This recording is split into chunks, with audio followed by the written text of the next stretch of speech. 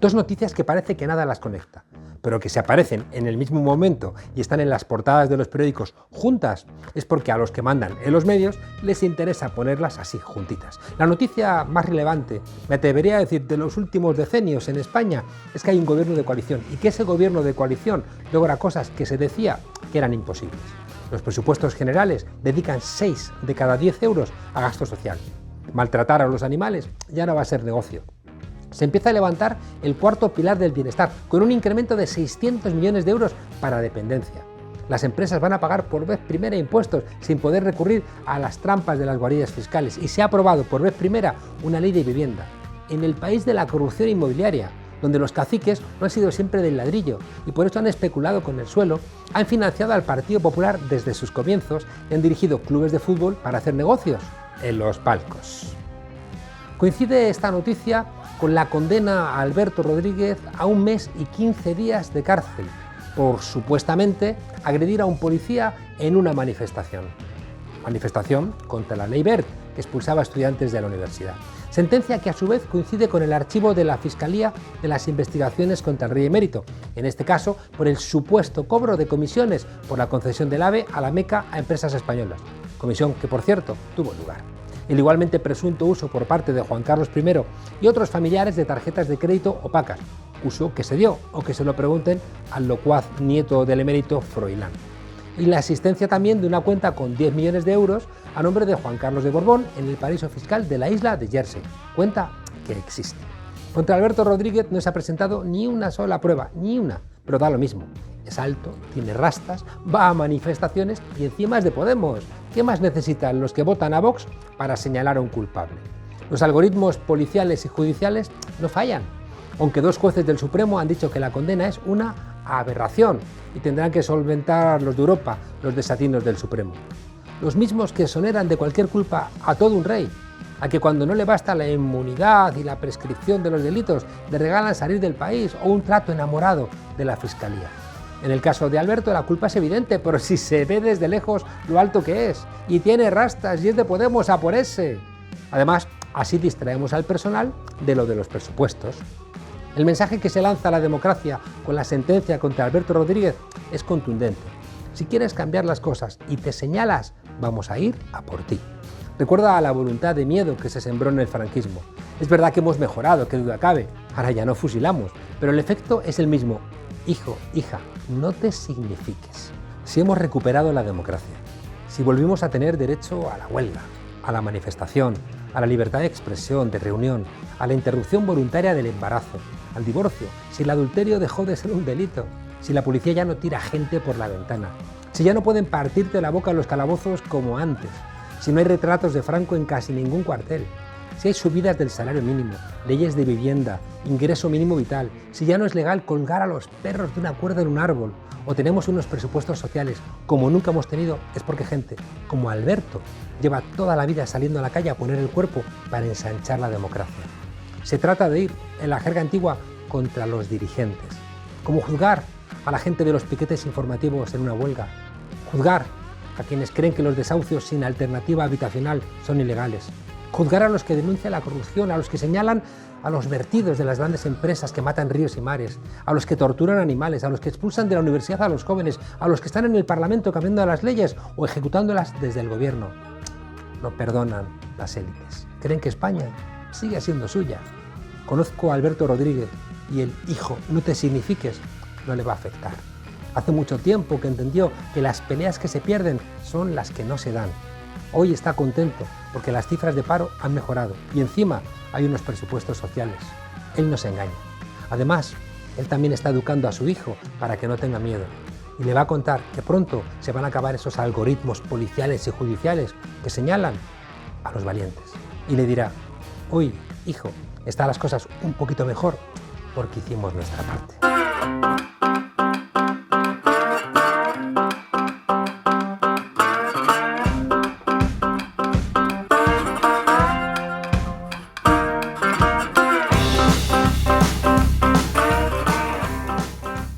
Igual que la fiebre indica que nuestro organismo está luchando contra una infección, ver un tipo disfrazado de bisonte paseando su cornamenta por el Capitolio es señal de que la cosa está muy enferma. aunque ya lo estaba, cuando Estados Unidos bloquea países, los bombardea o hace muy poco para que voten negros, latinos o pobres en su país. Aviones comerciales impactando contra las Torres Gemelas, ejecutivos de Lehman Brothers desertando de sus oficinas con cajas repletas de vidas, ciudades vacías por culpa de un virus que no distingue entre ricos y pobres. Ni el guionista más perturbado hubiera imaginado un siglo XXI así. Y luego los de Vox gritando ¡Viva el rey! En fin, ¿qué hacer cuando descubres que la democracia liberal no existe? ¿Qué es el mercado, amigos? ¿Iremos otra vez de crisis en crisis hasta la crisis final? ¿Cómo parar a esa extrema derecha populista que quiere hacer leña del liberalismo caído? ¿Existió alguna vez el liberalismo o es una campaña de marketing? José María de la Salle, doctor en Derecho, secretario de Estado de Cultura con el Partido Popular, piensa que el liberalismo está herido, aunque dice que herido de muerte, tanto no. Y para saberlo, qué mejor que invitarle esta noche a hablar, entre otras muchas cosas, de la salud del liberalismo. ¿Cómo estás? Muchas gracias por acompañarnos. Pues estoy bien, muchas gracias por invitarme. Se te ha quedado una sonrisilla.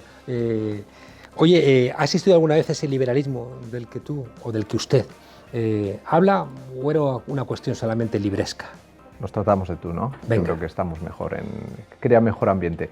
Bueno, yo creo que el pensamiento liberal como pensamiento liberal democrático ha existido y ha existido durante muchos años. Es decir, ha sido una construcción que a partir de la República de Weimar y hasta probablemente bien entrado el siglo XX, articuló el Estado social y democrático de derecho como un producto de un pacto entre el pensamiento del liberalismo democrático y de la socialdemocracia. Y esa realidad es la que trato de poner en valor en estos momentos, resignificarla y, en la medida de lo posible, actualizarla. Claro, yo te lo decía porque ¿cuándo ha sido liberal el liberalismo, ¿no? Ha tenido una edad de oro, porque si uno mira la historia, pues han mandado al ejército contra los huelguistas, ha esclavizado poblaciones, ha degradado a los trabajadores, ha justificado invasiones y no ha dejado votar hasta el siglo XX. Bueno, porque el pensamiento liberal, como le ha sucedido también al socialismo, es un pensamiento incremental que ha tratado de ir progresivamente incorporando las dinámicas teóricas que alojaba en su seno como potenciales. El pensamiento liberal nace como consecuencia de 3 revoluciones atlánticas que fraguan lo que es la cultura política de la modernidad con la Revolución Francesa en 1789 y a partir de ahí van empujando a través de un relato que es un vector político muy potente en la construcción de lo que es el ideal del liberalismo, las consecuencias lógicas del pensamiento liberal, que es, en mi opinión, lo que decía hace un momento, el Estado social y democrático de derecho. Claro, pero no hay ahí una contradicción, porque si el pensamiento liberal es gradual y va progresando, por tanto, no está en el pasado, su edad de oro, sino que está en el futuro, y por tanto no se ha perdido ningún paraíso liberal que esté anclado en algún momento del pasado. La nostalgia que apunto en el libro es hacia el autoritarismo que se confronta con el pensamiento liberal. Creo que vivimos un momento neoautoritario. El pensamiento liberal, como pensamiento de una modernidad política que cree en el progreso, ha ido incrementalmente ampliando las bases de la libertad, la cultura de los derechos, los fundamentos igualitarios de la sociedad democrática. Entre John Locke y John Rawls hay unos cuantos siglos y una evolución teórica que ha hecho posible lo que es, insisto, una democracia social avanzada tal y como la entendemos. No hay una edad de oro. Lo que hay es, en este caso, la amenaza de que los presupuestos que se construyeron como base de la democracia liberal sean cuestionados radicalmente por un auge de un autoritarismo que conecta con una corriente desgajada y contraria al pensamiento liberal, que es el neoliberalismo. Es curioso porque Rawls, algunos dicen que es un socialista. Tú planteas en el libro que de alguna manera el diálogo entre Tocqueville, ¿no?, y Stuart Mill desemboca en los estados sociales y democráticos de derecho. ¿No tendrá algo que ver con eso más la lucha de clases, la organización de la clase obrera, la emergencia de la Unión Soviética, esa confrontación que permitió que lo que los liberales habían dicho que no iban a permitir, tuvieran que permitir, vista la fuerza que tenía, ya digo, esa clase obrera consciente y organizada? Pero vamos a ver,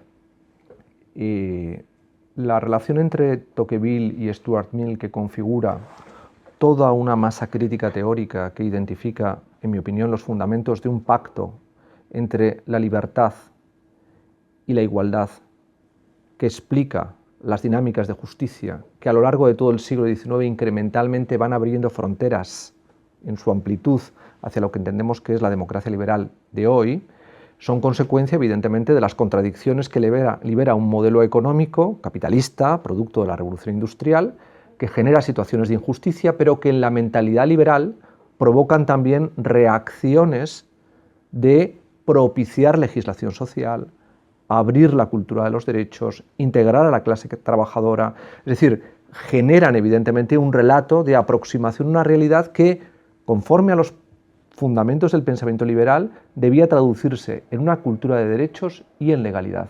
Lo que se hace es ir ampliando generacionalmente los derechos fundamentales, ampliándolos.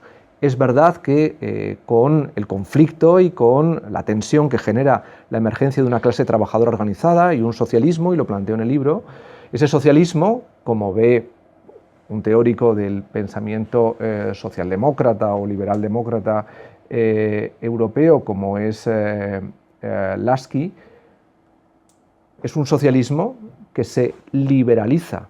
Es decir, la tradición política en Inglaterra, la tradición fabiana, es una hibridación del pensamiento liberal y del pensamiento socialista. Claro, pero Lasky dice textualmente que el socialismo va a implicar la abolición del capitalismo, que es algo que prácticamente no existe en el libro. Pero ahora vamos a entrar... Perdona, la abolición de aquel capitalismo industrial que, sin límites y obviando incluso los propios planteamientos liberales, ojo, porque la revolución industrial nace no intentando corporizar el discurso liberal, sino neutralizándolo, y eso es el librecambismo.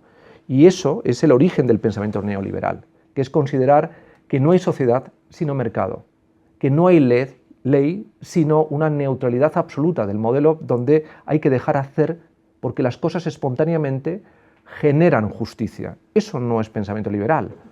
Vamos a seguir dándole un par de vueltas a eso porque no dejo de recordar al Marx y Engels del Manifiesto Comunista de 1848 diciendo que una sociedad socialista es una sociedad donde la libertad de cada uno será la condición de la libertad de todos. Es decir, que es Marx el que va a establecer que el discurso liberal no se parece en nada a la práctica liberal. Pero déjame preguntarte otra cosa que tú afirmas en el trabajo en este del liberalismo herido, citando, ¿no?, a Adam Smith, que el peor de todos los gobiernos en cualquier país es convertir a los estados en compañías mercantiles gobernadas por los grandes empresarios, y que esa situación es la que tenemos ahora. Bueno, no del todo en Europa, pero sí en Estados Unidos y particularmente en la cultura del mundo tecnológico y con Silicon Valley a la cabeza. Recuerdo a Erdogan diciendo: voy a gobernar Turquía como una gran empresa. Bueno, esa es una de las tentaciones que en estos momentos existen, y es una tentación que alimenta el pensamiento neoliberal, porque al considerar que la sociedad no existe, como bien dijo Margaret Thatcher, cuando en un determinado momento en los albores de la Revolución Conservadora dijo que la sociedad no existía, lo que existía era el individuo. El individuo y las familias, dijo. Bueno, las familias por esa herencia puritana de la que provenía, ¿no? Pero al final la lógica de la Escuela de Viena y la lógica de la Escuela de Chicago y del neoliberalismo, que responde al pensamiento librecambista de principios del siglo XIX, es que solo hay un sujeto operativo en términos políticos, que es el individuo. Y su proyecto no es un proyecto de relacionarse con otros, sino es en un entorno muy definido, que es el perímetro del mercado y de sus leyes. Porque la única dimensión humana es la dimensión económica. Entonces, esa lógica no es una lógica del pensamiento liberal. Es un producto que en un determinado momento el neoliberalismo ha considerado que era el monopolio de una realidad que identificaba como el verdadero liberalismo. Y esa es la contradicción que ha acompañado una parte muy importante de los debates ideológicos que la izquierda ha planteado al neoliberalismo, que no al liberalismo. Claro, pero es que el liberalismo, es curioso que Locke, que le dice al rey: nos estás tratando como esclavos, él tenía plantaciones de esclavos, ¿no? o hace la constitución esclavista, ¿no?, de Carolina del Norte, o no ven nunca los derechos de las mujeres y van a decapitar a Olympe de Gouges. Es decir, que han tenido que pasar muchos siglos para que, por ejemplo, la mitad de la población exista para el liberalismo. Y un tipo como Cano Novas del Castillo, que le da el nombre a la fundación del PP, a finales del siglo XIX todavía seguía diciendo barbaridades contra el sufragio universal. Bien, pero eso que tú consideras como una cuestión censurable, esa especie de visión incremental, reformista, de ir llevando las consecuencias de un discurso teórico hasta el final, se atempera en el discurso de la izquierda, por ejemplo, invocando la violencia como una forma de legitimación del orden político. Es decir, las dinámicas revolucionarias y de invocación de la violencia como construcción significativa de un orden político han ido progresivamente limpiándose, entre comillas, del discurso de la izquierda y de la izquierda más radical, pero en un determinado momento han conformado un elemento basilar del discurso. ¿Eran buenas las revoluciones cuando eran liberales y burguesas? No ¿Y son estoy malas cuando diciendo son eso, populares? Juan Carlos, no estoy diciendo eso. Lo que quiero decir es que Hayek no es el producto de John Locke, es más un producto de Herbert Spencer que de John Locke. Cuando John Locke tenía esclavos, era propio de una cultura donde desgraciadamente la esclavitud estaba civilizada, lo cual es evidentemente algo despreciable en términos morales. Pero el discurso político que alojaba el pensamiento contenido en los dos tratados sobre el gobierno civil resolvía finalmente esa contradicción y la ponía en evidencia, y se tradujo en el sufragio universal, en la lucha y abolición de la esclavitud, porque era la consecuencia natural de considerar que todos los seres humanos eran libres, iguales ante la ley natural. Eso nos lleva a la contradicción central, que yo la veo atravesada en todo el libro, porque hay una palabra que citas, me atrevería a decir que como mucho 3 veces, A ver. que es capitalismo, ¿no? En el libro. Claro, en la idea liberal de John Locke, todos seríamos propietarios, pero no es verdad, porque en el sistema capitalista no todos podemos ser propietarios. Y entonces hay una contradicción profunda de que va a haber alguien que tiene capital y alguien que tiene trabajo, y el que tiene capital se va a quedar con una parte del producto de esa persona que tiene solamente sus manos para poder vivir.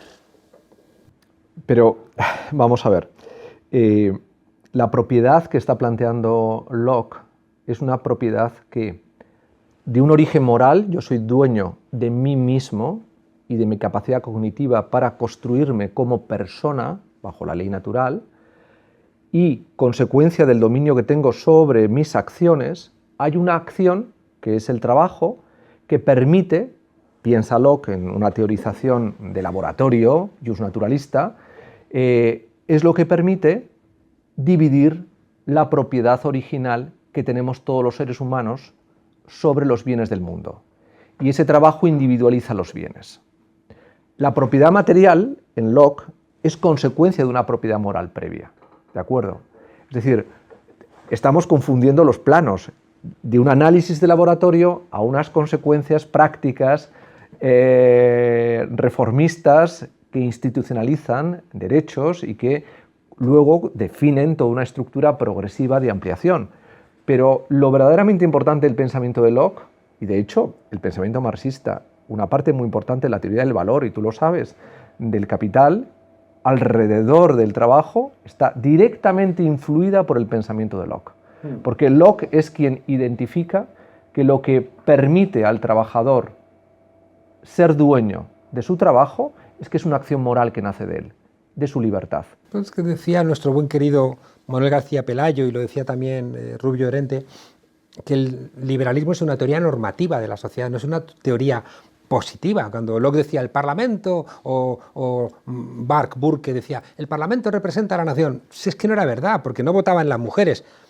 Por tanto, eran marcos de pensamiento que cuando los aplicas en la práctica, o sea, yo no tengo tanto interés en discutir con el liberalismo como pensamiento, porque está muy bien, pero la práctica es muy hipócrita, ¿no? Porque dicen unas cosas pero luego no las cumplen, como decía, con los negros, con los pobres, con las mujeres. Pero ese mismo discurso entonces tendríamos que trasladarlo, por ejemplo, al pensamiento republicano clásico y reprocharle a Tito Livio, a Salustio, a Polibio, que la reflexión que está planteando sobre la república como un mecanismo de control a través de la legalidad del poder que ampara a todos, no es a todos, es solo a los ciudadanos romanos y en particularmente a la élite que por su cursus honorum garantizaba que el poder estaba en manos de unos pocos que evitaban que uno solo concentrara el poder. Hombre, hoy en día leer a Maquiavelo teniendo la perspectiva del pensamiento republicano clásico, no puede cuestionar el valor que Maquiavelo tiene porque estuviera inspirado en un análisis elitista, aristocrático del poder. Me gusta lo que decía Bertrand Russell, que El Príncipe de Maquiavelo era un manual de gángsters.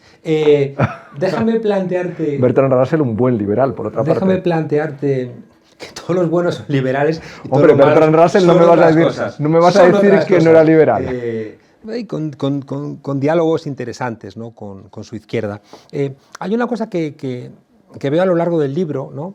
Y es como en esa evolución del pensamiento liberal y en el pensamiento neoliberal se llena el escenario de psicópatas, ¿no? Como los psicópatas de la Fox, ¿no? Que van a convertir los medios de comunicación en una cosa terrible, psicópatas gobernando los países, psicópatas asaltando el Capitolio. Tengo la sensación de que en toda esta evolución del pensamiento liberal se produce una suerte de autorización a los psicópatas para que hagan lo que les da la gana. Y hay una expresión que tú utilizas, ¿no? Que es la aristocracia natural de los triunfadores. Es decir, los que triunfan tienen derecho a hacer lo que les dé la gana. Y es una discusión que, por ejemplo, tuvimos aquí con Antonio Escotado y que me parece que hace muchas aguas, ¿no? También Antonio Rayo, ¿no? En algún momento me planteó, yo no tengo por qué hacerme cargo de tus genes defectuosos, ¿no? Me dijo. Entonces, esa aristocracia de los triunfadores está detrás, ¿no? De este modelo neoliberal. Está detrás del neoliberalismo, pero no del pensamiento liberal. Porque el pensamiento liberal, insisto, nace de una palabra. Helena Rosenblatt hace una genealogía muy interesante en su historia del liberalismo, que ha salido hace 2 años y que implica una clara impugnación también de estos análisis neoliberales a la hora de considerar el neoliberalismo como parte de la tradición liberal, cosa que yo cuestiono. El pensamiento liberal no es un pensamiento aristocrático. La palabra liberal es una palabra que en su origen apela a la liberalidad. Ese es el origen gramatical del concepto. Es decir, esa liberalidad que hace que empaticemos con quien no se encuentra en nuestra condición y que, por lo tanto, tendamos puentes morales hacia la solidaridad y hacia la generosidad. El pensamiento liberal alimenta una parte muy importante de las corrientes de la solidaridad que construyen, insisto, el Estado social. Se percibe claramente en la tradición política anglosajona, tanto radical norteamericana como, en el caso británico, la corriente fabiana, y marca una clara diferencia con respecto de la izquierda más continental europea, que es muy heredera del pensamiento marxista. Pero, volviendo a lo que tú me planteas, es una suerte de decir, como a mí me va bien porque soy listo, tolero todo, resuelvo bien, no me jodas, ¿no? Déjame en paz y déjame que yo constituya esa aristocracia de nosotros los triunfadores. Claro, eso forma parte del pensamiento neoliberal y particularmente del pensamiento libertario. ¿Y eso dónde está? Eso está en Herbert Spencer. Eso está en una corriente que hace evolucionar el pensamiento librecambista avanzado del siglo XIX, donde se infiltra el pensamiento nietzscheano en una parte muy importante del análisis teórico que alimentará luego el mundo libertario. Pero los que desarrollaban el capitalismo no habían leído a Nietzsche, sino que respondían a unas lógicas, a unos metabolismos profundos que les llevaban ese comportamiento. La élite empresarial británica y norteamericana lee a Herbert Spencer porque es un bestseller en su época. Y lo que viene a decir es prácticamente el mercado es bueno porque los emprendedores, las personas que de alguna manera triunfan en la vida, están legitimadas por una especie de calvinismo económico que les hace reconocibles como triunfadores. Ese discurso no es un discurso que tenga que ver, insisto, con el pensamiento liberal. Déjame hacerte una pregunta concreta. Sí. ¿Qué se diferencia la búsqueda del beneficio de una persona liberal de una persona neoliberal? En términos reales y concretos. Bueno, es que la pérdida del beneficio, la búsqueda del beneficio. La búsqueda del beneficio, la búsqueda del mérito, el ejercicio del talento, es algo que nos acompaña a todos, es decir, cada uno, en la medida de nuestras posibilidades, de nuestras capacidades, tratamos de alguna manera de construir identidades de éxito o no. ¿Dónde está la diferencia? En que un liberal aceptará que tiene la obligación de que ese beneficio se comparta con otros. ¿Por qué? Porque no nace estrictamente de su talento, sino de las condiciones sociales que han hecho posible el ejercicio del talento. Y eso implica fiscalidad, implica reparto, implica una estructura de equidad que no legitime que ese éxito es el resultado de que pertenece a una aristocracia natural. Pero en España los empresarios están todos, los liberales y los neoliberales, en la COE, y los dos han puesto el grito en el cielo, por ejemplo, ante la regulación de los alquileres que pretende el gobierno de coalición. Bueno, pero ya estamos entrando en el terreno del debate político más partidista y más... No, más concreto, más concreto. No, vamos a ver. O sea, ¿los liberales están en contra o están a favor de que se regule el precio de los alquileres? Un liberal, y tú has citado antes a Adam Smith, considera que no hay mercado sin regulación. Adam Smith decía que siempre que dos o más empresarios se reúnen es para conspirar contra el mercado. Por eso decía, como buen republicano, que era imprescindible controlar los poderes que no estaban sometidos a la ley. ¿Con qué? Con la ley. O sea, que estás a favor de la regulación de los alquileres. Yo no digo que esté a favor de la regulación de los alquileres por principio. Estoy a favor de que la ley regule situaciones que distorsionan el funcionamiento natural del mercado. Y es verdad que hay procesos de gentrificación en estos momentos que están generando situaciones como el uso de fondos buitres que están alterando el funcionamiento normal del mercado inmobiliario en muchas ciudades europeas.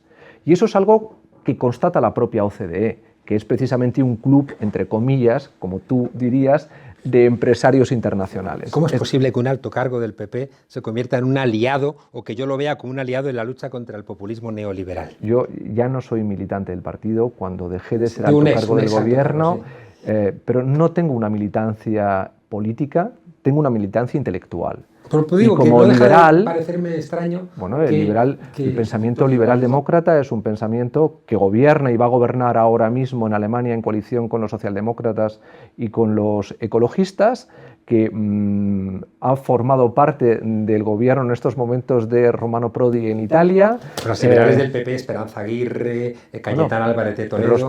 Pero tú sabes que los partidos son grandes angulares que, como partidos de masas, tratan en un determinado momento de abarcar espectros electorales muy amplios y que aglutinan, y tú lo has vivido dentro de Podemos, sensibilidades, percepciones, identidades muy distintas. ¿El PP es un partido liberal? El Partido Popular tiene una profunda corriente liberal todavía en su seno y también conservadora. No reaccionaria, sino conservadora, en el sentido tradicional. Antes citabas a Cánovas del Castillo, que tiene además una base provincial, histórica, muy vinculada a clases medias, con una visión muy cercana al humanismo cristiano y que no tiene una clara visión reaccionaria de las cosas, lo cual no significa que no tenga que seguir siendo así o que vaya a seguir siendo así. ¿Por qué? Porque las tendencias de influjo y de intoxicación del contacto con Vox y con la derecha alternativa, tal y como es concebida desde Estados Unidos, están dislocando una parte muy importante de los imaginarios políticos de las derechas, no solamente aquí, sino en toda Europa. Decía Cánovas del Castillo, ¿quién piensa que las opiniones de las muchedumbres, de los pobres, de los que nada tienen, estarán representadas en las urnas electorales? El sufragio universal es en sí mismo una malísima institución política, una institución incompatible con todo ordenado régimen político, y más si ese régimen es el monárquico. El sufragio universal, aun cuando sea verdad, es incompatible a la larga con la propiedad individual, con la desigualdad de las fortunas y con todo lo que no sea un socialismo desatentado y anárquico. El sufragio universal no puede ser más que un instrumento de socialismo o una farsa vil. El discurso de Casado... Pero discúlpame, ese texto está tomado ¿de cuándo? De 1800, exactamente 98, si mal no recuerdo, 1888. 1888. Poco tiempo después se consiguió, producto de la evolución del pensamiento de la Restauración, casi un sufragio universal. No de las presiones de los sectores populares. Tú sabes que el nivel de revolución industrial en España, desgraciadamente, y ese es uno de los déficits de nuestra modernidad política, está muy por debajo del vivido en Inglaterra, Francia o Alemania. Nosotros seguíamos siendo una sociedad agraria, rural, con altos índices de analfabetismo y donde la actividad obrera revolucionaria con capacidad de presión sobre las élites políticas era muy pequeña, salvo en Cataluña y en pocos sitios más, lo sabes. Y además la protagonizaba movimientos anarquistas, no precisamente socialistas. Por tanto, lo que ahí se pone de manifiesto es un debate con los liberales, ojo, con Sagasta y con el empeño de Sagasta por incorporar la lógica de Gladstone que consigue el sufragio universal masculino, entre comillas, a partir de los años 60 y 70 del siglo XIX en España. Y frente a eso está un pensamiento conservador que en parte se alimenta de referentes liberales, pero que responde al moderantismo de Cánovas, que es un reaccionarismo que se modera, porque así nace el pensamiento moderantista en España. Yo creo que los liberales... Podríamos estar discutiendo los liberales sobre en esto España mucho dejaron rato. su cuerpo en las playas de Cádiz fusilados. Probablemente. Y luego en el exilio. Torrijos. Pero sigo insistiéndote, el Partido Popular, el discurso que hemos escuchado de Casado en la Plaza de Toros, excelente sitio para hacer un discurso liberal, ¿es liberal o no lo ves? Porque ha planteado desmantelar elementos que son derechos que podrían parecernos bastante liberales, y a él no le gustan dar marcha atrás en la ley de eutanasia, dar marcha atrás en la ley del aborto, dar marcha atrás en las regulaciones de bienes esenciales. Creo que es un error político que supone pensar que el escenario de captación de votos es frecuentar el espacio de lo que representa Vox, que es la extrema derecha. Y el miedo precisamente a que el contagio de la extrema derecha se extienda sobre la base electoral del Partido Popular es lo que le está llevando, en lo que me parece un grave error táctico y político, a frecuentar un discurso que distorsiona lo que es la base electoral de un partido que tendría que mirarse en lo que representa la CDU alemana, por ejemplo. Que Pero no lo hace. Bueno, o sea, recordamos a Merkel, ¿no?, quitándole la bandera, un tipo diciendo es un acto del partido, aquí no cabe la bandera. Esa es la responsabilidad que el Partido Popular tendrá que afrontar ante las urnas y los desenlaces que éstas generen, ¿no? Pero bueno, eso forma parte de la democracia. Vamos terminando.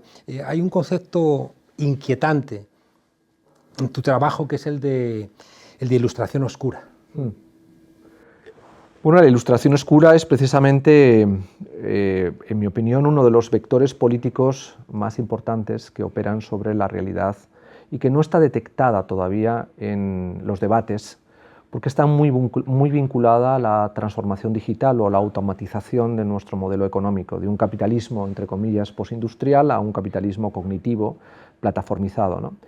En ese contexto hay toda una serie de corrientes muy vinculadas al transhumanismo y al aceleracionismo que lo que vienen a plantear es: nos estamos enfrentando a un escenario de transición crítica donde el mundo está saliendo de sus ejes normativos históricos y por lo tanto, para garantizar que el único vector de progreso, que es la tecnología, siga dando todos sus frutos de prosperidad, cambio social, avances culturales, etc., insisto, esta es su interpretación, hace falta despejar todos los obstáculos éticos, políticos, institucionales que obstaculizan ese proceso aceleracionista. Y ahí es donde surge la ilustración oscura, con personajes como Nick Lang, el propio Peter Thiel y otros teóricos anarcoliberales, todos ellos muy bien posicionados dentro de la cultura política de Silicon Valley y por tanto de las corporaciones tecnológicas que sustentan este poder monopolístico que en estos momentos distorsiona tanto la política en Estados Unidos y en todo el mundo, que lo que vienen a decir es: necesitamos un CEO, necesitamos una especie de déspota de una nueva ilustración, como Federico el Grande fue en la Prusia de la segunda mitad del siglo XVIII, que despeje los obstáculos. Entre otros, que despojen los obstáculos que implica la democracia. Y por eso hay una vuelta al neoautoritarismo en estos autores. Y esta ilustración oscura tiene un gran predicamento en las redes sociales, contribuye abiertamente a la polarización, desarrolla el discurso de la derecha alternativa americana, tanto en su versión supremacista como en su versión libertaria, y es en estos momentos el soporte de la base electoral de Donald Trump y de la internacional reaccionaria que a partir de ahí se ha ido generando por medio mundo y de la cual es un producto Vox. Pero Peter Thiel, que es el CEO, ¿no?, de PayPal, que dice defender el capitalismo. No, defender el modelo de ese capitalismo cognitivo sin límites, basado en datos y algoritmos sin límites de regulación tampoco. ¿no? Pero no duda en quitarle la posibilidad a Julian Assange, por ejemplo, de recibir donaciones. Pero cuando me dices, ves el capitalismo, es como, también Stalin decía que lo que pasaba era el socialismo dentro de Rusia, ¿no? O sea, no, o sea, vamos a intentar perimetrar y delimitar, no, es decir, Peter Thiel no defiende el capitalismo, defiende, es más, el capitalismo liberal, democrático, en sus planteamientos de un Estado social y democrático de derecho, defiende la legislación antimonopolio, el mantenimiento de una competencia sana, y eso da pie a las leyes antitrust o a las leyes anticolusorias en Europa. Sí, pero doctor Lassalle. Déjame terminar. Y Peter Thiel tiene un ensayo donde dice qué bueno es el monopolio y qué buena es precisamente esta aristocracia natural basada en el éxito para decir a los que no han tenido éxito por dónde ir. Eso no es capitalismo. Pero es que no deja de llamarme la atención que toda esta gente, luego unos son depredadores sexuales, ¿no? Como Epstein y compañía, son psicópatas como el Roger Ailes, ¿no? de la Fox, pero después también, si vemos todos los invitados a la convención del Partido Popular, son gente que tiene su dinero en paraísos fiscales, o te dicen barbaridades. Ya me dirás que tiene de liberal Vargas Llosa diciendo que cuando los pueblos se equivocan votando, luego lo pagan caro, ¿no? Es decir, tengo la sensación de que el liberalismo de toda esta gente es un maquillaje para intentar ocultar lo que son depredadores. Hay mucha gente que invoca el discurso liberal sin ser liberal, como había mucha gente que invocaba el discurso socialista. Bueno, Vargas Llosa creo que es un gran novelista, pero creo que yerra enormemente cuando habla de política. Creo que tiene un enorme talento literario, y hay que reconocerle con un enorme talento literario, pero creo que es muy cuestionable aspectos que proyecta de su reflexión política. No estaría de acuerdo con eso el que te ha sustituido como intelectual en el PP, que es Margallo. Bueno, pero es que Margallo lleva tantos años en la política y está conectado al poder desde hace tantísimo tiempo. Yo creo que se incorporó a la función pública y a las élites de la administración funcionarial antes de la democracia. O sea, que han pasado muchos años y él siempre ha tenido una visibilidad. Por lo tanto, en fin, siempre ha sido de extremo centro. Terminamos. No quiero dejar de preguntarte, todo parece que ahí está lleno de integrismos, ¿no? Integrismos religiosos, integrismos mediáticos, que al final tengo la sensación de que estamos perdiendo la posibilidad de controlar nuestras democracias. Y tú planteas en tu libro algo que a mí me parece que es muy problemático, ¿no? Pero que también es real, que si Twitter no hubiera cerrado la cuenta el 6 de enero a Donald Trump, igual en ese país hubiera habido una guerra civil. Le estamos entregando a empresas la posibilidad de decidir si hay o no hay guerras civiles. Si identificamos el poder, tendremos que reconocer que el poder digital, que es un poder que en estos momentos condiciona nuestra vida hasta ontológicamente hablando, es un poder no democrático, es un poder que está en manos de corporaciones tecnológicas, es un poder aristocrático, ese sí que es un poder aristocrático, que no acepta límites ni controles, bajo una interpretación de la supuesta neutralidad de la red, que es trasvasar el modelo de laissez-faire, laissez-passer del librecambismo neoliberal al ámbito de interpretación de cómo deben funcionar nuestros datos y cómo deben generarse los algoritmos. Ese es un modelo aristocrático, es una soberanía digital no democrática, y esa es una de las batallas que políticamente hay que dar, y creo que el pensamiento liberal, y ese es el planteamiento que yo hago en el libro, invocando a Spinoza y tratando de recuperar una nueva significación para el discurso ilustrado, debe, a partir de un individualismo cooperativo que restablezca el valor de la comunidad, pero desde el planteamiento que hacía Spinoza, que me parece que es un autor que hay que reivindicar porque defiende fundamentalmente algo que yo creo que es lo más importante en estos momentos, más que la libertad de acción, porque no sabemos cómo tenemos que actuar en un mundo de catástrofes como el que vivimos, la libertad para pensar y para que se creen las condiciones en las que el pensamiento sea libre. ¿Puede mentir Ana Rosa Quintana en su programa de máxima audiencia? La mentira nunca está legitimada. La democracia puede defenderse. Televisión, esa precisamente es una tesis neoliberal, creer que la manera que uno responde de una mentira es en la cuenta de resultados. Eso no es ser liberal, porque el pensamiento liberal, y tú lo sabes, es un producto de la modernidad, es un producto que defiende la jerarquía epistémica de la verdad.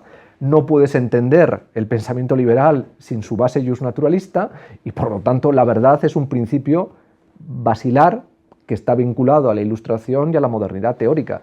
José María Lasalle, autor del Liberalismo herido, reivindicación de la libertad frente a la nostalgia del autoritarismo, y, como decía, alguien que proviene del Partido Popular, convirtiéndose en un aliado en la pelea, ¿no?, contra esta degradación, no sé si prefascista o directamente fascista, de la extrema derecha neoliberal que utiliza las redes y los medios de comunicación para negar precisamente la verdad. Muchas gracias por acompañarnos aquí en La Frontera. Y sigo sin entender por qué demonios la socialdemocracia también se hizo neoliberal. Bueno, porque el neoliberalismo fue una enfermedad muy concreta en un momento muy determinado del tiempo en el que se convirtió, tras la caída del muro de Berlín, en una especie de lengua franca de cómo generar prosperidad en el mundo, sobre bases no igualitarias, y ese error lo estamos pagando. Qué poca formación tenía la socialdemocracia para dejarse, qué pocas defensas, qué pocos antivirus para poderse contaminar con ese mal de una manera tan rápida y tan contundente. La China de Deng Xiaoping también, y es maoísmo puro. Bueno, hablaremos de China en otra ocasión. Muchas gracias por acompañarnos. A ti, Juan Carlos.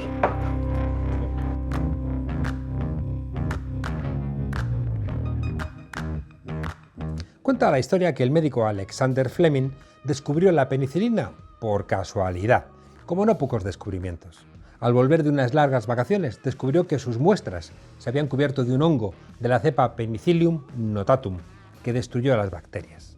Imaginemos que nos conceden los alienígenas 3 años de vacaciones, y al volver nos encontramos con un yogur judicial cubierto de moho, caducado, porque lo pone en la etiqueta hace más de 1000 días.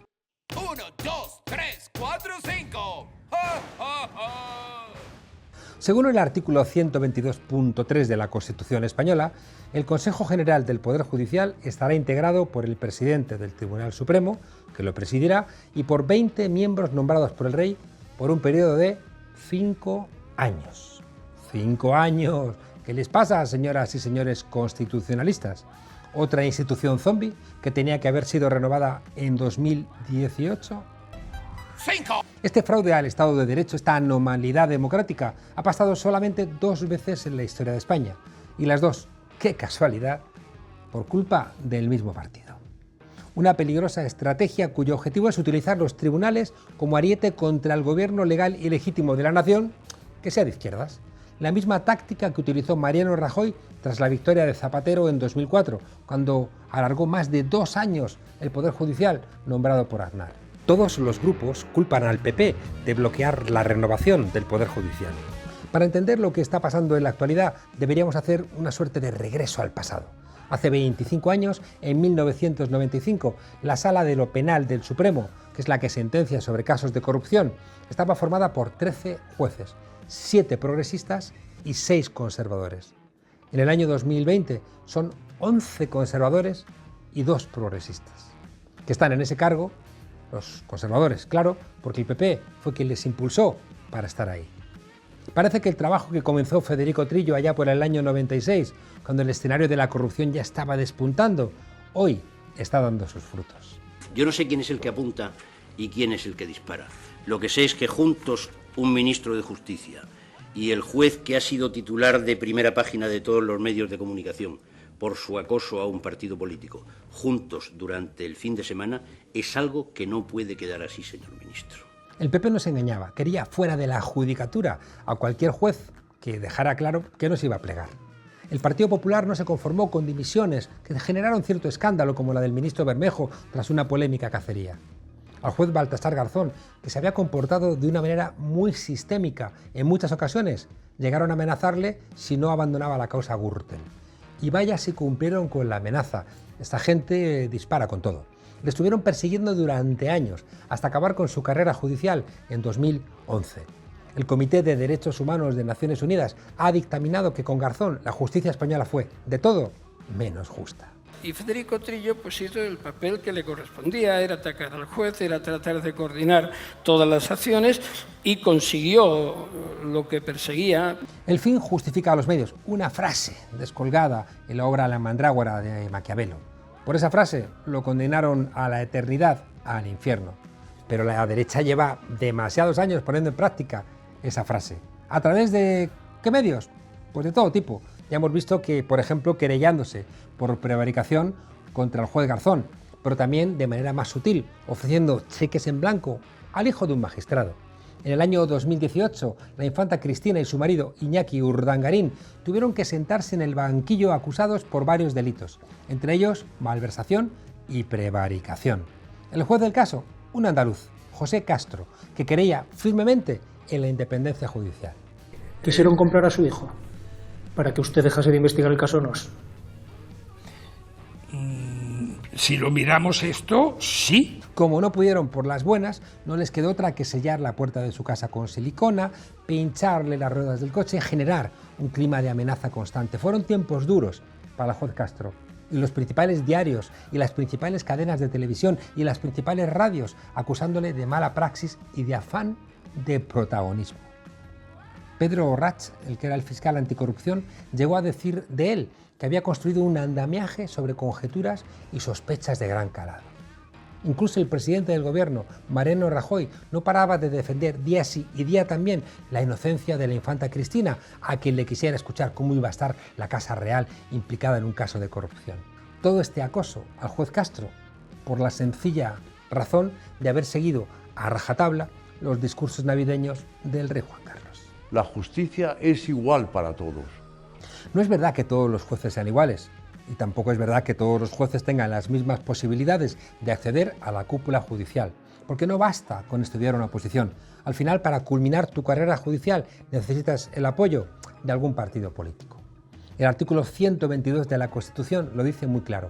Para acceder al Tribunal Supremo es necesario que te vote una mayoría de 3/5 en el Congreso y el Senado. Algo que podía parecer lógico, pero ¿qué sucede? Que cuando la derecha consigue mayoría absoluta, como en 2011, la renovación se produce sin ningún tipo de problema. Ellos se lo guisan, ellos se lo comen. Es lo que sucedió en 2013 con el Poder Judicial, que hoy sigue en funciones.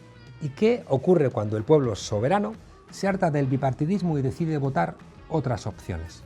Pues es cuando vienen los nervios, las cuentas, las triquiñuelas por seguir controlando la justicia, aunque sea por la puerta de atrás. Es un WhatsApp que yo envié y por tanto asumo en términos absolutamente personales. ¿Y por qué es tan importante controlar el Poder Judicial? Pues porque son esos jueces los que gobiernan la todopoderosa Sala Segunda de lo Penal. Son los que tendrán la última palabra sobre los diputados, ministros, altos cargos, imputados en la Gürtel, en la Púnica, en la Kitchen, o también los que tendrán que decidir sobre el emérito rey Juan Carlos. Es decir, son los que te pueden mandar a la cárcel, como ocurrió con Rodrigo Rato, ministro de Economía del milagro económico de Aznar, o son también los que te liberan de enriquecerte con un máster que nunca hiciste, como le pasó a Pablo Casado o a Cristina Cifuentes. Las llamadas que me hace doña Maite Feito por la mañana son, lo primero que me dice es que el trabajo, el TFM, el trabajo de fin de máster, tiene que aparecer. El trabajo de fin de máster de la señora Cifuentes tiene que aparecer. Después cambia y lo que me dice es que hay que hacer el trabajo. Son jueces quienes también pueden decir que el estado de alarma es ilegal, magistrados que pueden montar un juicio a un partido de izquierdas por rumores, o decir que la infanta Cristina o Esperanza Aguirre son ejemplos de ciudadanía, y que lo de Villarejo con Dolores de Cospedal y su marido en la quinta planta de Génova pues era simplemente un picnic con tortilla de patata, eso sí, con cebolla. Abandonen toda esperanza de renovar el Consejo General del Poder Judicial. Abandonen toda esperanza, son más de 25 años empleándose a fondo para apuntalar 40 años y una guerra ganada, para que luego llegue un partido nuevo a dar ánimos para desmontarlo todo. En los últimos meses, los conservadores han desplegado toda una batería de excusas para evitar la reforma del Poder Judicial que manda la Constitución. Desde vetar la presencia de Unidas Podemos en las negociaciones a poner como pretexto el sí de Bildu a los presupuestos generales del Estado. El último subterfugio, pedir que se reforme la elección de vocales y del fiscal general. Todo vale, con tal de no perder el apoyo de la mayoría de la carrera judicial, como se vanagloriaba ni más ni menos que Enrique López en la portada de un conocido diario conservador. Y cuidado, que este señor viene de ser miembro del Tribunal Constitucional. El PP tiene el apoyo de la mayoría de la carrera judicial. Hay jueces que se quejan del estigma de conservadurismo que tienen. No deberían empezar a pedirle cuentas al Partido Popular. El conservadurismo de la carrera judicial también es verdad que puede intuirse cuando uno ve la composición de la, por ejemplo, Comisión de Ética del Poder Judicial. El único órgano donde los jueces, de manera corporativa, es decir, entre ellos, pueden elegir directamente a otros jueces. ¿Cuál es el resultado? Pues que hay 6 miembros, y los 6, qué curioso, conservadores, ninguno progresista, y además 2 de ellos del Opus Dei, una organización creada durante el franquismo, algunos la llamarían incluso secta, donde se mezclan intereses económicos, influencia política y moral religiosa reaccionaria. Hay un 33% de españoles en el Opus Dei. Entonces, ¿por qué esa proporción en un órgano encargado de velar que se cumpla la Constitución en el ámbito judicial? La judicatura, por lo menos, es constatable que la situación socioeconómica es algo más diferente a la sociedad. Yo creo que la judicatura, y lo hago como una autocrítica, representa al conjunto de la sociedad. ¿Y por qué este sectarismo? Todas las oposiciones tienen inercias. Hay continuidades familiares en las profesiones, claro, aunque menos de las que se podrían imaginar en la actual justicia en España. Pero hay cuestiones que son esenciales y que son estructurales. De manera que aunque alguien de una familia popular pueda acceder a la judicatura o a la fiscalía, cuidado, tiene antes que pasar por sitios que son determinantes. Aprobar las oposiciones a juez no es sencillo y tampoco barato. Son años de estudios y escuelas privadas que muchos no pueden permitirse. Incluidas, claro, clases particulares con jueces. Pagadas, hemos leído, por lo general en negro. Jueces cobrando en negro. ¡Qué escándalo! Y no nos olvidemos, la razón última de los jueces en toda Europa ha sido defender la propiedad privada y el statu quo. Por eso es tan habitual ese sesgo de clase en la justicia. Por cierto, ¿qué familia puede permitirse 10 años de estudios sin becas, sin cobrar ni un euro? Quizá familias como la de Carlos Lesmes. Urge, por tanto, y por el bien de todos, que nuestra institución desaparezca del escenario de la lucha partidista y que las fuerzas políticas concernidas, con patriotismo constitucional... Algunos se preguntarán, ¿y por qué no dimite por patriotismo constitucional? Pues porque estando ahí ayuda a los suyos, les echa una manita y además él cobra 142.000 euros al año. Más chofer, más secretarias, más dietas. Uno de los sueldos más altos de la administración.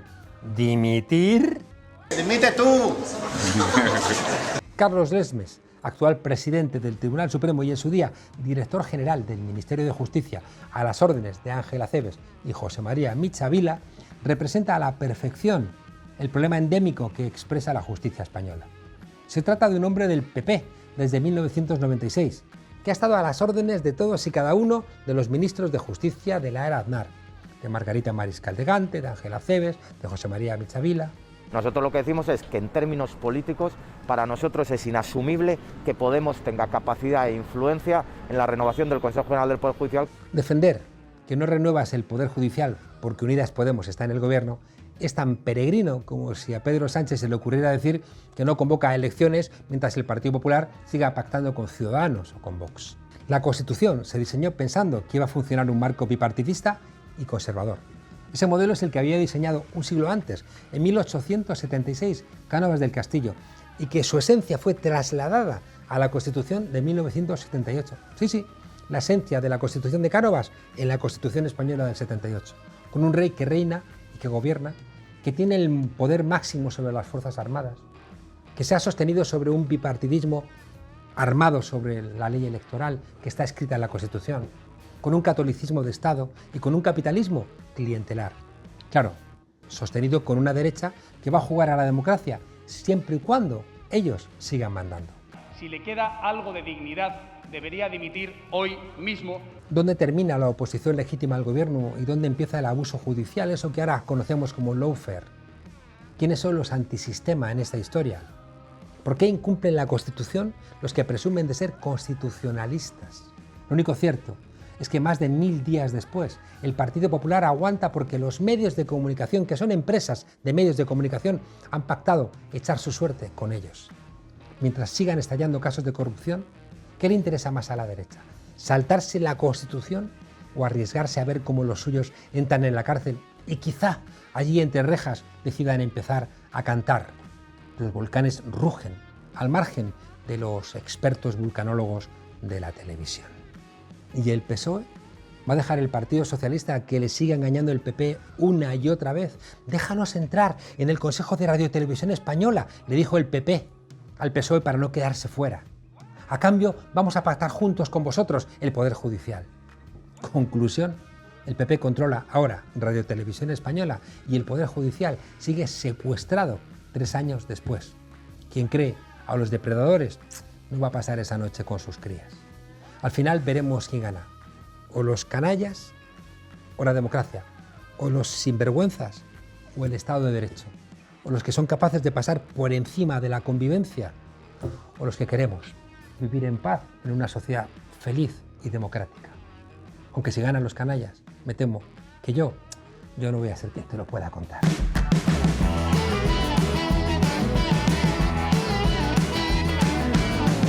Queridos desobedientes, hoy para terminar el programa me gustaría contaros la segunda parte del famoso cuento El rey desnudo o el traje nuevo del emperador de Christian Andersen, que tanto nos ha acompañado. Vamos a hablaros de lo acontecido tras descubrir el pueblo que su rey llevaba años completamente en pelotas.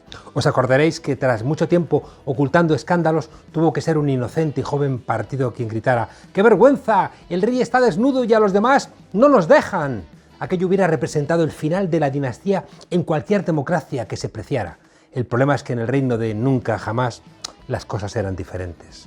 Iglesia, nobleza, burguesía y altos estamentos de la milicia, temerosos de perder los privilegios que la monarquía representaba, comprendieron que debían hacer algo, y rápido. Así que decidieron mandar al rey nudista a un país lejano, hasta que pasara la tormenta y la gente olvidara sus campechanas posaderas. Además, se le podían poner tostados los tegumentos. Una magnífica idea, pues pasado un tiempo, los medios de comunicación, tan sumisos y cortesanos ellos, empezaron a vender la idea de que ir en pelotas estaba de moda. Políticos, empresarios, cantantes y hasta un premio Nobel de literatura practicaban el nudismo en refugios fiscales y podían seguir viviendo en nunca jamás tan ricamente si no pasaba nada. Periódicos, televisiones e incluso algún podcast del reino fueron tejiendo la alfombra roja que permitirá regresar al monarca naturista. Fue tal la campaña que hasta la justicia, que en un primer momento hizo un ademán de ser justa, decidió quitarse la venda de los ojos, dejando al desnudo que de independiente tenía poco.